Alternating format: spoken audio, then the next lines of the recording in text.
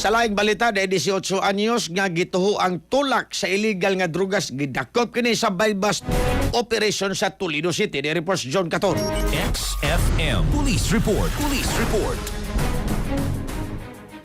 Yes, nasikop sa kapulisan Sinakban Toledo kining 18 anyos nga lalaki sa pigayon ni nga bypass operation sa kapulisan dito sa barangay Poblasyon dakbayan sa Toledo alas 10:20 ni kagapon sa buntag Hulyo 21 kining nadakpan mao si James Dihino Abarquez alias Bahaw ulitaw wali trabaho residente ni sa Maoga barangay gipahigayon sa mga operatiba sa Station Drug Enforcement Unit sa Toledo City Police Station aga Intel Drive and bypass operation nga misangpot sa pagdakop ni nga suspect na recover gikan kaniya kining lima ka mga sachet sa gituwag sa bunga dunay kinitibuk ag timbang nga 1.37 gramos o ganun ay gibadaban ang kantidad nga 9,316 pesos base usab sa standard drug price value nakuha usab sa mga operatiba kining upan kining drug items nga dunay kalabutan sa mga operasyon gidaan ang suspect sa Toledo City Police Station alang sa hustong dokumentasyon o pagditinar samtang kining mga nakumpiskang ebidensya gipadangan to sa Provincial Forensic Unit 7 sa Talisay City aron kini susiyon ang suspect nagatubang gini karon og paglapas sa RA